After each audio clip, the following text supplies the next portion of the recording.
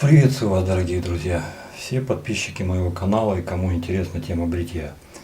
В сегодняшнем ролике я постараюсь рассказать вам о базе, о технике бритья.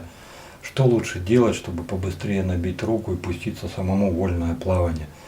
С какой стороны подойти, как взять, как повернуть, как провести. Старичкам, скорее всего, это не понадобится, они могут покурить сегодня, а для новичков, возможно, что-то я смогу для вас рассказать новое и интересное. Итак, техника бритья для новичков.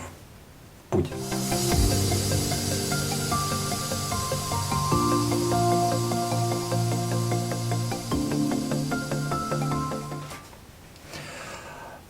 По поводу подготовки кожи. Тут я уже все говорил, есть в предыдущих видео, вполне вероятно, что вернусь к этому еще не раз, но не сегодня. Сегодня поговорим именно о том, что будет касаться самой техники бритья. Станки. Лучше всего начинать с мягких. Когда буду делать видео про стартовый набор, там, собственно, я упомяну и мягкие, и средней жесткости, но будем считать, что станок у вас уже есть. Поначалу лучше взять лезвия тоже не агрессивные. Очень такой подробный обзор по лезвиям одномоментно сделать непросто, но уже в этом направлении я работаю, определенный запас лезвий есть. И по ним мы пробежим отдельно. Но для того, чтобы начать, лучше возьмите те, которые с мягким бритьем. Какие это, собственно? Первое, что попалось под руку, я могу предложить два. Это моя рапира Platinum Lux, любимая, которая уже понахапал немерено, и которая у меня на постоянке. И ко мне сегодня еще пришли Derby Extra.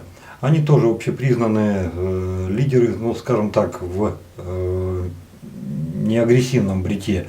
То есть они не агрессивны, это турецкие лезвия. Собственно, каким мы сегодня бриться и будем. Основные принципы бритья. Что, собственно, наиболее важно? Важно не давить. Важно, чтобы станок большую часть своей работы выполнял по собственным весам. По себе знаю, что научиться этому очень-очень-очень непросто. В определенной степени мы все избалованы пластиковыми станками, там 3, 5, 25 лезвиями, и там давишь со всей дури, станок легкий, понятно, что этого не замечаешь. Здесь же совсем несколько иная ситуация. Здесь станки тяжелее, и если будете давить, вы просто поменяете угол реза. Это не приведет ни к чему хорошему. Как вы его берете? Лучше всего его брать или двумя пальцами за головку, вот так.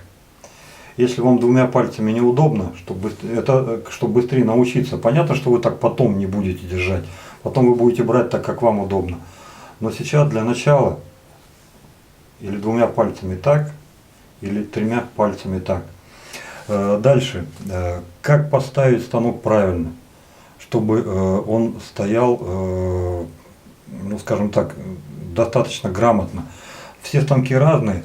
Чтобы понять, что с вашим станком, как его держать, возьмите его, опустите под 90 градусов, а потом медленно опускайте, до тех пор, пока не почувствуете лезвие, а вы его почувствуете. Так вот, когда вы почувствовали, опустите его еще маленечко, чуть-чуть. Тем самым вы опустите его на гарду, которая есть у каждого закрытого станка. Именно по этой гарде, если вы будете совмещать, получается гарда на щеке и головкой чуть-чуть касаетесь, то у вас угол реза будет в зависимости от станка где-то примерно от 30 до 45 градусов.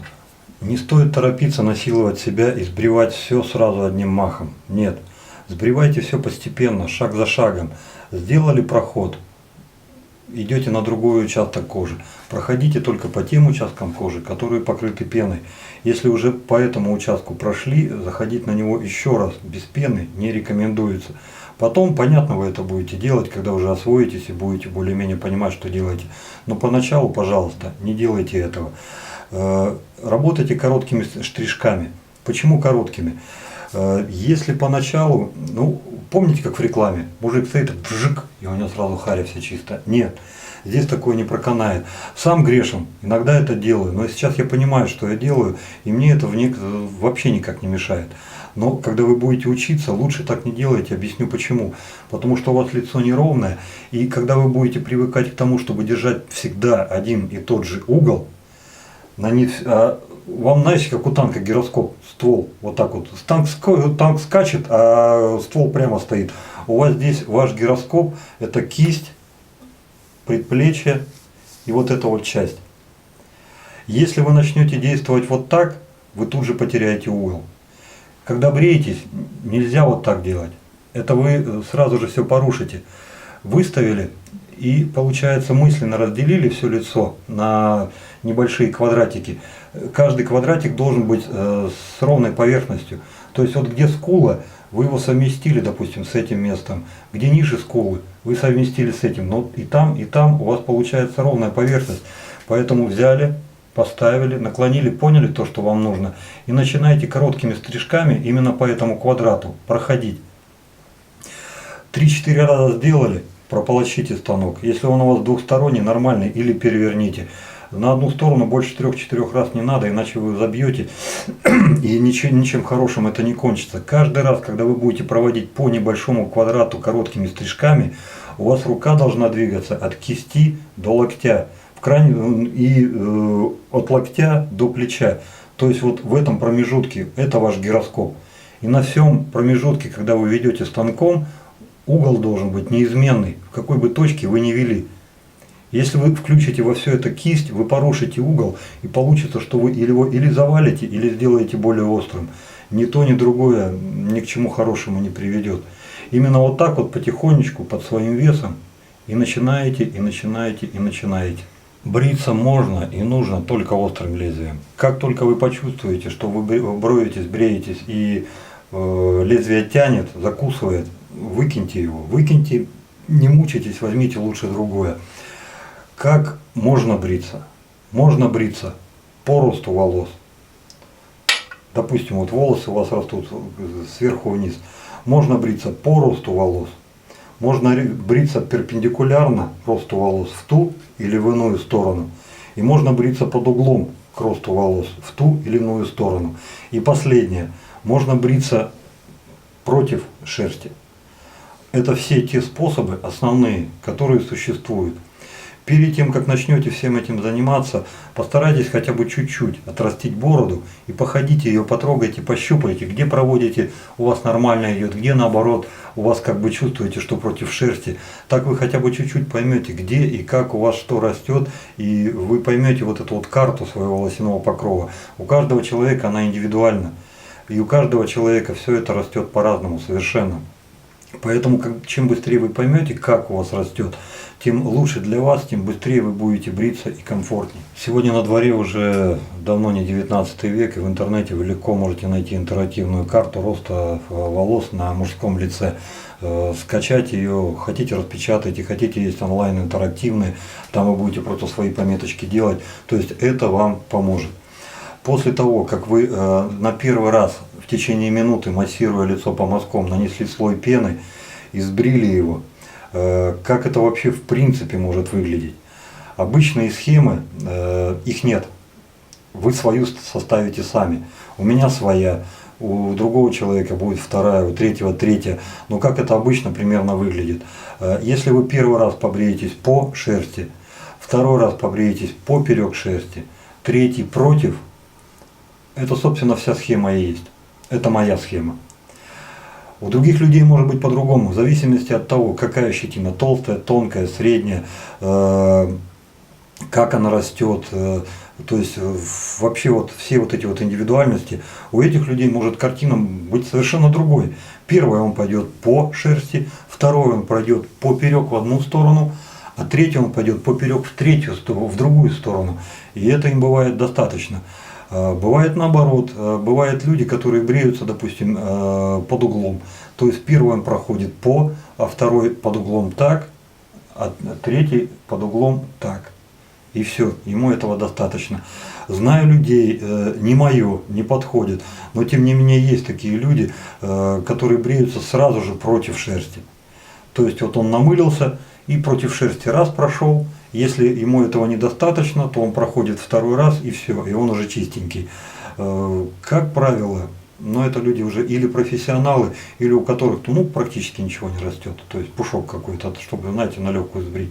Если же все-таки щетина такая приличная, то вот одного я точно знаю, бреется уже не первый год, и он на косорезе сидит. Поэтому, ну вот ему это так в кайф. Вот лично для меня это вообще никак. После каждого прохода, будь ласка, намочите лицо и опять его по мазочкам пройдите. И кожа не должна просвечивать, кожа не должно быть видно. После того, как нанесли второй раз, у вас уже идет та программа, которую вы заложили, которую вы сами сделали. Проблемные участки кожи. Если у вас шрамы, если у вас родинки, если у вас там бородавки или еще что-то, ребята, лучше вас ваше лицо никто не знает. В этих местах будьте особенно осторожны. Если у вас есть хоть какая-то малейшая возможность пойти в косметический кабинет и убрать этот дефект, конечно, лучше это стоит сделать. Опять же, если врачи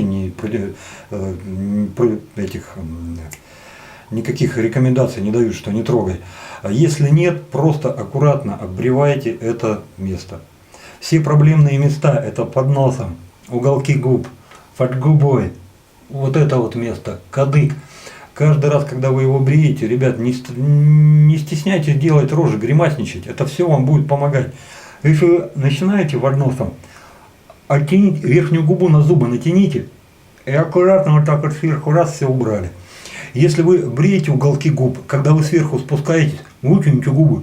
И вот так вот в этих местах вот пройдите, и вы некоторую часть соберете.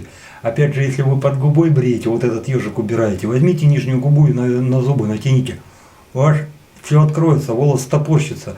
Есть кадык. Кадык мало приятного, и тут уже простым каким-то гримасничанием не обойдешься. Бывают варианты. У меня иногда срабатывает, что я полуприглатываю, и кадык уходит.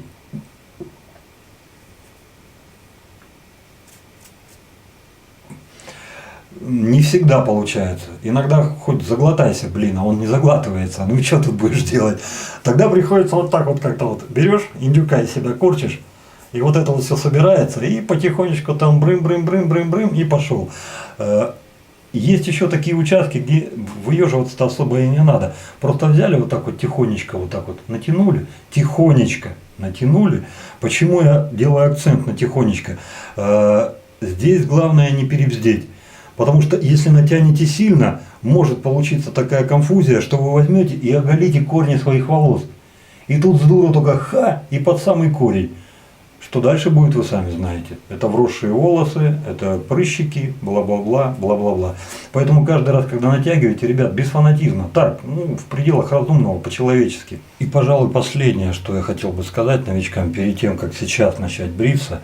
Парни, если вы переходите с этих пластиковых балалаек на нормальный мужской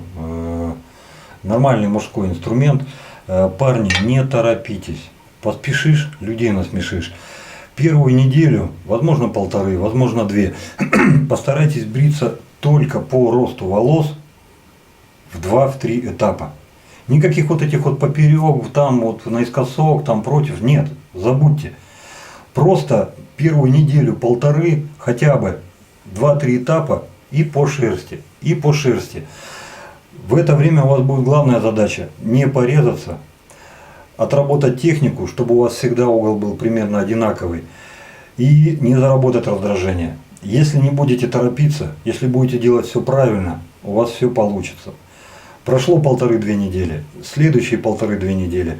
К этому, если вы уже успели добиться более-менее нормальных результатов, можете добавить по шерсти, под углом или поперек. Ребята, запомните, вот первую неделю, 2-3, забудьте о гладкой выбритой коже. Вам это ни к чему. Ну потерпите вы 2-3-4 недели. Для начала хотя бы. Не форсируйте, не гоните лошадей. Просто вначале по, как более-менее стало получаться, потом к по добавляйте поперек или под углом. И вот после этого, когда у вас уже более-менее что-то станет получаться, что уже поймете, что вот, ага, ты смотри, что-то там, блин, нормально, тогда уже можете по чуть-чуть уже добавлять там против шерсти, например. И уже тогда потихонечку, комфортно вы зайдете в совершенно гладкое бритье, которое называют попкой младенца или слоновая кость. Вот только тогда, но не сразу, но не с первого раза, и не с первой недели, и не со второй. Не торопитесь, все у вас будет. Фух. Ну что ж, Это первая часть Маргедонского балета. Вторая часть, но не последняя, будет еще третья. О ней вы узнаете только в конце. А вторая часть, давайте уже наконец побреемся. Итак, парни, вы уже нанесли свой пришейв. Вы уже отпарили свою кожу. Вы уже заправили свой станок лезвие мягкого реза. Вы уже сбили свою замечательную пену, которая у вас стоит как безе. Видите, как колтыхается лялечка? А все вот. Теперь самое дело, самое время перейти от теоретической части к практической. 30-40 минут. Сейчас я, возможно, сделаю короче, чтобы не тянуть видео. Но меньше минуты не рекомендую, потому что вы не только наносите пену. Вы массируете лицо. Деда Мороза из себя строить тоже не стоит. Лишняя пена ни к чему.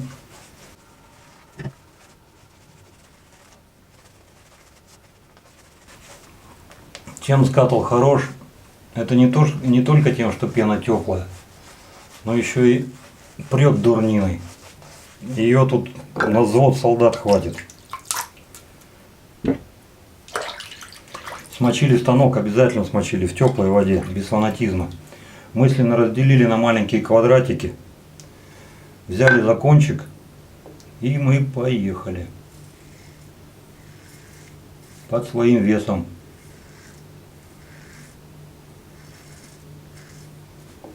Переворачиваем.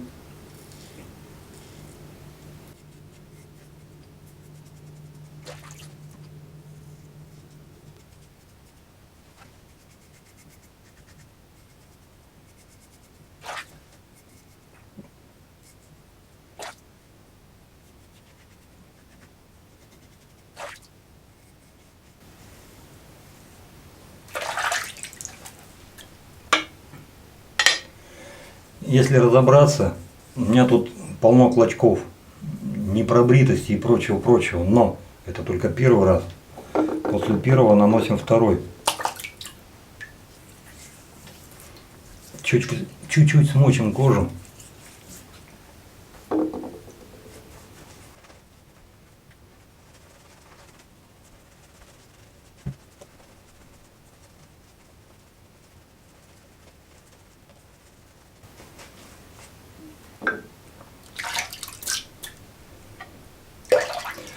Парни, я пойду по своей схеме, то есть как я всегда делаю. Теперь поперек.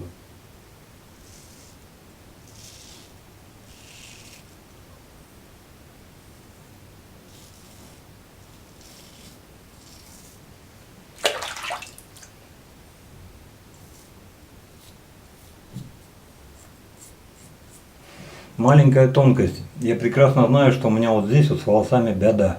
Поэтому, когда я сюда иду, вернее, когда сверху бреюсь, я стараюсь их зацепить. Вот здесь, вот в этих местах. Когда я сюда иду, я тоже стараюсь их зацепить. Точно так же. И это как-то помогает.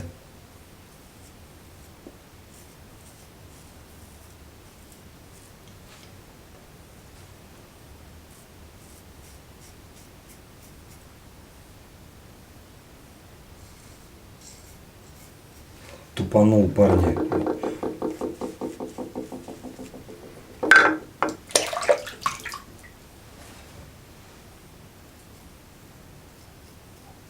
Мы сейчас вот с вами по этой программе идем, поэтому, когда поперек, вот здесь аккуратненько раз зацепил, и обычно я дохожу до середины, дальше не иду.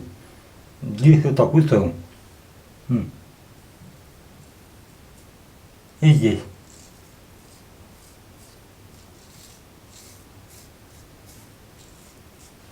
Все, теперь переходим на эту часть.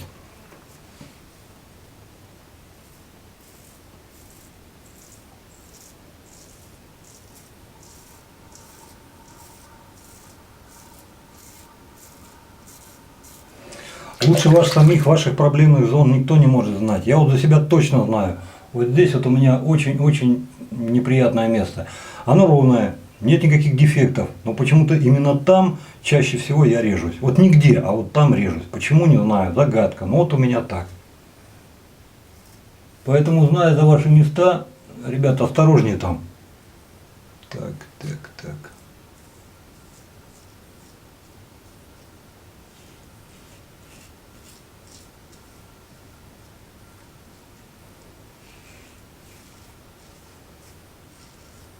А крем-то спал. Заметили, когда? Невея.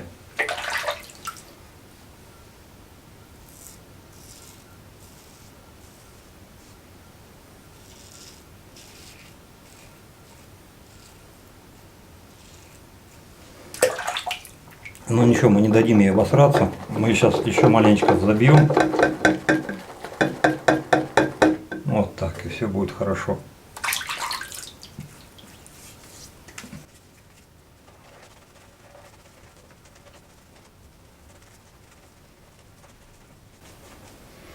Это третий раз, и для большинства из вас это, как правило, последний раз. Не для меня, у меня всегда еще есть четвертый. Но большинство именно на этом и заканчивает. Теперь по логике получается против шерсти. Начинайте как вам удобно, но здесь уже вступает фактор роста волос. То есть вы знаете, где же там что никак, и уже наполовину к финишу так подбираетесь и подсобираете их. У меня здесь волосы растут не совсем обычно, поэтому я вот здесь вот вначале так, а потом уже в обратную сторону.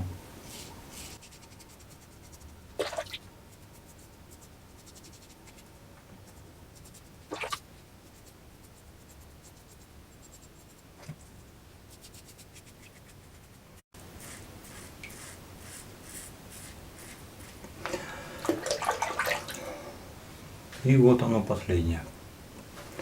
Так, пожалуй, что я лишку снял, наверное, еще добавлю. Тем более, что у нас этого добра навалом.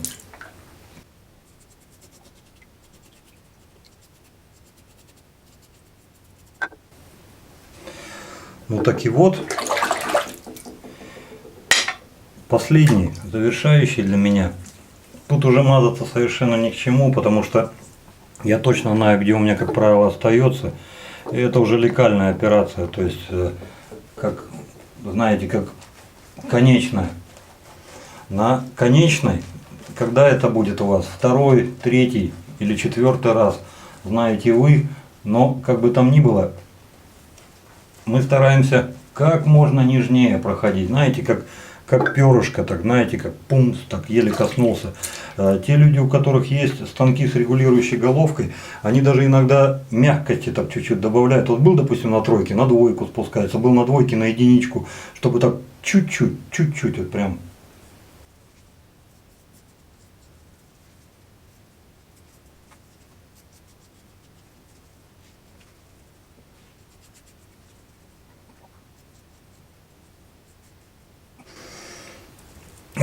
Парни, извините, хоть я и говорю, что не рекомендуется второй раз проходить по тому участку кожи, где нет мыла, я рукой чувствовал, что мыло-то там навалом. И пока заглотил там кадык, за помазком бежать, я уже так.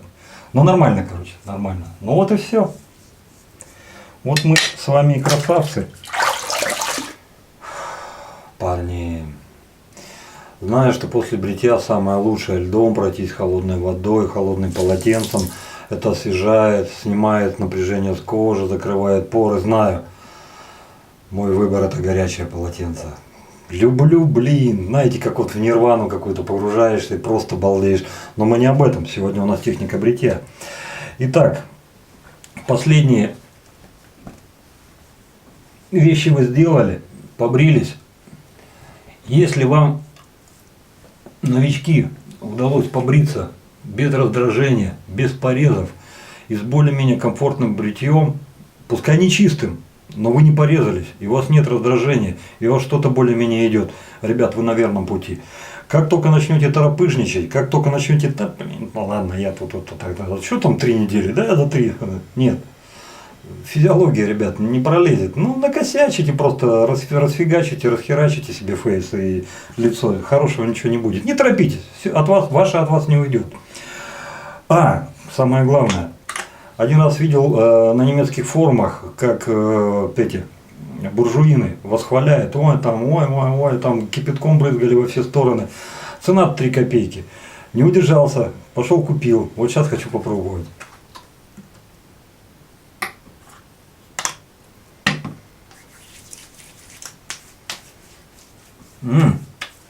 Пахнет хорошо. Не алкогольный, молочко. Если еще не оставит пленку на лице, так вообще будет камильфо. Но пока таки нормально. Как вспомогательный крем для кожи тоже пойдет. Ребята, интересный запах. Интересный. Ну, за те деньги, что его продают, его точно можно взять. Но суть не об этом. Лезвие дерби. Дерби экстра. Когда-то давно, несколько лет назад, года 3 назад, я взял на eBay тест-пак из 10 лезвий, самых разных. Дерби не стал бриться. Они мне показались ватными, мыльными, неинформативными. Сегодня же, вот первое бритье, что показало, они острее. Я не хочу сказать, что это лучше. Просто эти для меня комфортные, а вот эти вот острее. С ними нужно, блин, поаккуратнее чуть-чуть. Конечно, это не физер, что говорить. Но вот я их воспринимаю как острее. Это мое личное мнение. Кто-то, возможно, не согласится, но это все фломастеры. Следующее. Самым стойким, как я обещал, кто дождался. Ребят, помните обзор на маленького богатыря? Его прислал на обзор Алексей Колесов. Хороший человек, с добрым сердцем, широкой душой, и сватья у него замечательная девчонка. Так вот, чтобы он не стоял, чтобы он не прозябал, потому что размерчик не мой, мне бы что побольше. Хлопцы, самые терпеливые, кто дождался до конца, считайте, что это видео, это и есть розыгрыш. Если, допустим, кто-то заинтересуется этим, просто к своему комментарию, что вы там напишите, добавьте +1 участвую. Не просто +1 участвую, а к комментарию. Потому что если говоришь вам +1 участвую, ну не тема получается, знаете, как на похороны. То есть о мертвеце или хорошо, или ничего. И вот в такой розыгрыш заходишь же, одни кресты +1. Не живое какое-то. Коммент оставь и +1, и я буду понимать. На недельку. Вот сегодня вторник, следующий вторник разыграем. Следующий вторник узнаем, кому он поедет. На этом, парни, разрешите закончить.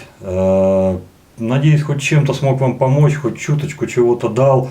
Если криво, коряво, ну не судите строго. Густой вкусной пены. Хороших станков, острых лезвий, но в меру. Ну и холодной головы, чтобы все это правильно делать. Удачи! С вами был я, Вадим. Пока-пока.